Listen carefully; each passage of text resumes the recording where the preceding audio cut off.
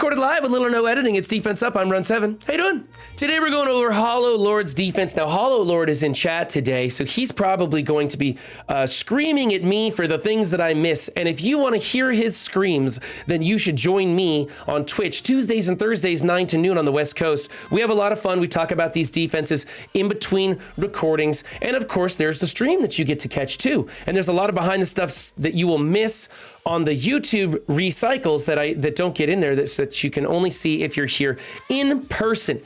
However, this is Defense Up, and in Defense Up, we grade on 5 different criteria. It's who you're using, their placement, their power levels, their ISOs, and what kind of mood I'm in. Team number 1 is the Fantastic Four, which is not so fantastic anymore. We've got 2 skirmishers, 2 strikers, good placement. I don't really care what ISO you put on She-Hulk because She-Hulk is trash. Even my 7 Red Star She-Hulk isn't all that great. This team just doesn't hold water, man.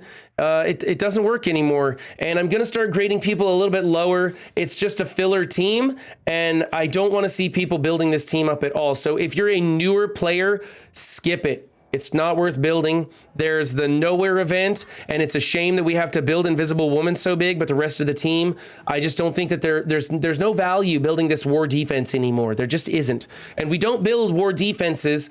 We build for raids. We build for arena. We maybe build for like pocket dimension or flash events if we have to.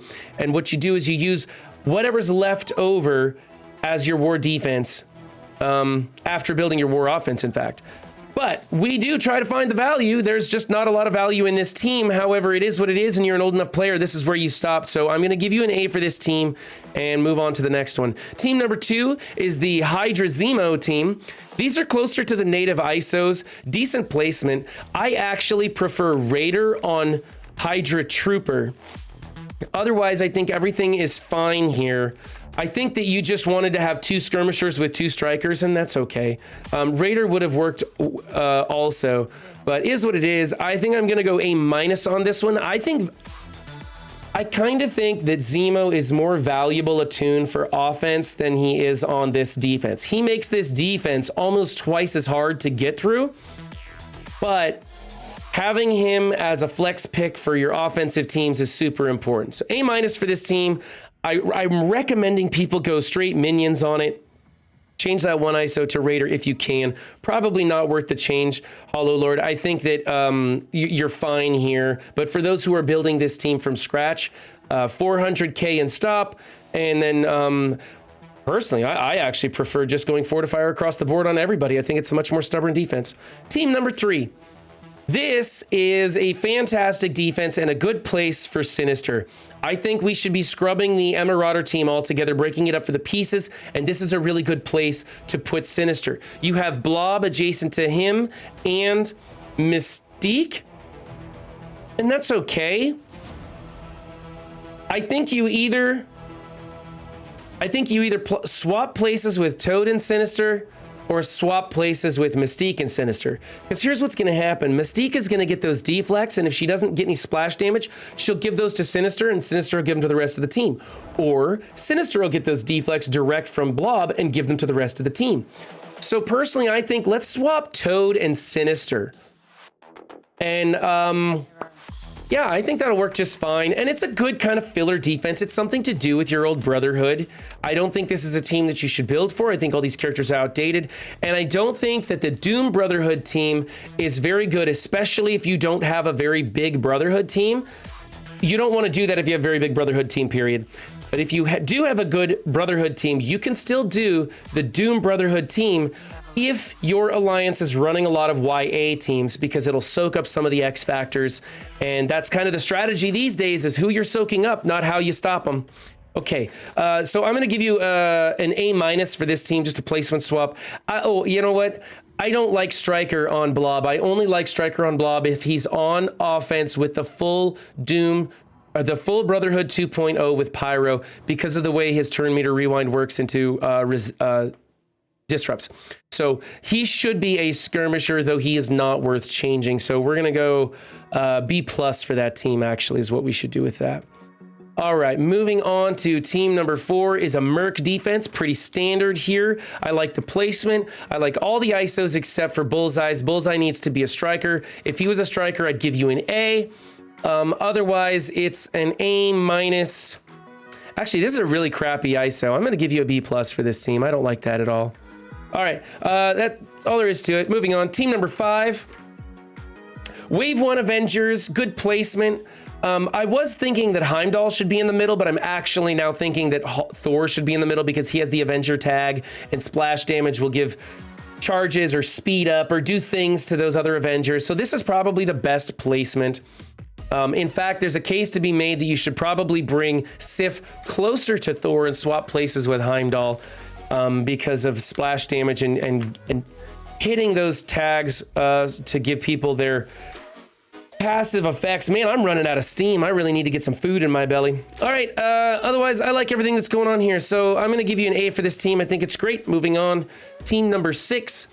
This one, I'm not really excited about this one. So you got Ms. Marvel on here because she's got synergy with the Inhumans. And then you put some young Avenger members in here also. Now, personally, I do like Miles on the YA team in place of Chavez and moving Chavez over to a speed meta defense of some sort, like an Eternal Chavez kind of team. But I don't like mashing them up with the Inhumans. I think there's some pretty decent standard Inhumans teams like that Coulson Surfer Inhuman hybrid that we always see. It's a solid defense to use. I don't see a lot of synergy in here because Black Bolt is a blaster, not a brawler, so there's no synergy with Ms. Marvel other than the Inhumans tag. You've got him as a raider, which of all the web warriors, he should be a striker, which is kind of weird. So there's no synergy there with Ms. Marvel. And then she's a healer, which she could be a healer or a striker on her team. Not a whole lot of synergy with Ms. Marvel other than the YA tag. So it's kind of iffy. She's there for a cleanse on this team, and there's no opening taunt or anything there, so people can go right in and ability block her and shut this team down. I think it's kind of a waste of 3 teams. I really don't like who you're using on this defense. You should definitely break them up. Either go Web Warriors, YA, Inhumans hybrid, or put Doc Ock on the Web Warriors, pull Miles off for the YA, pull Chavez off for a Speed Eternals team, and then have your Inhumans hybrid team.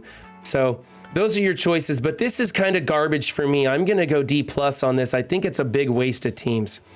Moving on to team number 7, we have the Eternals hybrid with Chavez. Now, this is what I'm talking about. Only problem is you put Minerva in here to revive somebody who's dying. That's gonna be Ultimus. Who cares if you revive Ultimus? What's Ultimus even doing on this team? I don't know. Ultimus is such a trash tune. I don't even know what his kit does. I know that he works great on defense with the Mercs for that Skilletary team because I've gone into it and got my self handed to me. Try not to curse. So I don't like Minerva on this team. I think anybody that's going to come and beat this team is going to destroy Minerva with their splash damage. I don't like Ultimus on this team. I think he adds no value. I think there are much better characters to be throwing in here. We've seen some like Death Pool, which she doesn't give energy, but she does do some cleanup attacks. We've seen like a Thanos Ebony Maw combo in there for energy or taunts. We've seen pre-taunting tanks like Drax to draw the opener. There's a Doom combo you could do in here. There's all kinds of stuff. I think these are garbage. I think you could use Minerva on another team, and I think that you could put Ultimus squarely in the dumpster. Otherwise, it's a pretty good opener. Chavez with the Eternals is just a tough one that requires like a specific thing. Like basically, why don't you think about bringing in like Loki and Emma in here on the corners, and then no one can get in front of it. There's no Zemo team that can get in front of that if you bring in Loki and Emma. For me, this is a B. I think you're wasting these characters and could use better tunes, but it's still a pretty tough defense that people are going to have to try and handle with care. Team number 8. Here is a villain tech team. I love this. This is a great team. This is a great place for Doc Ock to go. Ultron makes this team a lot better because he's prolonging their negative effects on kills. There's synergy between these 2 Pimtech members. There's synergy between these 2 Sinister 6 members. And then you've got Ultron, who is the king of plug and play. You might consider... No. We don't want to do that. I was going to say consider putting Vulture next to Doc Ock, but there's no reason to do that. I think this placement is fantastic. These characters are pretty dodgy. They're hard to hit. And with those deflects, it's going to make it even tougher because when they do get hit, it won't bring them down so low and they'll have time to get healed back up from Doc Ock. Let's see, you've got Skirmisher and Vulture. I kind of like Vulture as a raider, but other than that, I like the ISOs that you're using. He is a Skirmisher on his team. You could make him a raider, but Skirmisher on his team is where that comes from, so that's pretty good. I don't know if you want to bother making him a level 5 Skirmisher. It's not really worth it. He's just more of a damage dealer and stuff. That's why I kind of like him as a raider for crit damage, though he doesn't have any crit built into his kit. He just has multiple attacks that hit multiple people. I'm going to go A- for this. I'm just uncomfortable with this one ISO here is about it. And there's some debatable other stuff you could be doing differently. You might have, let's see, you got 2 Skirmishers, 2 straight. Yeah, everything's fine here. Let's just A- for this team. It's not bad. I kind of like it. Team number 9 is a Heroes for Hire. You pulled Luke Cage off the corner. That's fantastic. You put in between Misty and Colleen Wing. I think that's great. Hey, this is it. This is the one, guys. This is the placement. This is the perfect placement, in my opinion. If you're coming to Run 7 for Run 7's advice, I'm saying do this. This is the placement. The only thing I don't like about this team is I like Iron Fist better as a Skirmisher or a Raider. Healer works. I'm not going to dock you for it. It's just that the teams that come into this have a lot of heal block, and you don't get a lot of value out of it. He does time out a little bit differently, though. So I'm going to give you an A for that. It's great. Moving on to team number 10. Here we have the New Warriors with Emma and Surfer. In my opinion, this is one of the best standard meta defenses that we've got going on. I love Dagger in between Surfer and Deathpool. I think that's the correct placement because she has offense up to adjacent characters. I like Emma on the corner and Cloak right here. Cloak's really dodgy, so he's stopping some chain attacks from going through. You have 1, 2, 3, 4 people putting out vulnerables. That's Cloak and Dagger put it out in their kit. Then you've got her as a raider and him as a skirmisher. I like her better as a striker for the skirmisher striker combos that you get off of these two. Not totally necessary. Depends on if you have the T4s in their basics. If you do, then 100% you want to be going with that skirmisher striker combo.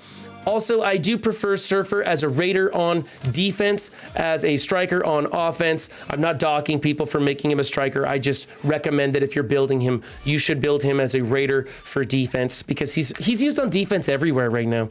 I'm going to give you an A for this team. I think it's great. I think you've got enough things going well here that I don't see any flaws. I think it's great. I'm going to give you an A for the team. If you want your team featured on Defense Up, be sure to hit me up. Links are in the description while you're down there. Hit that like button. It really helps me out. We just passed that 1,000 sub mark, and I get to monetize my channel, which means, yeah, I'm going to quit my job because I'm a millionaire. No, streamers don't make any money. I'm not making anything. But I really do appreciate all of you guys for hitting that subscribe button and bringing me here today. I am nothing without my viewers. Well, I mean, I'm something, I guess. But, like, you know, I just really appreciate it is what I'm trying to say. All right, whatever. I botched that ending. Anyway, don't just have a good game. Be good to yourselves and others too, and I'll catch you next time. Bye.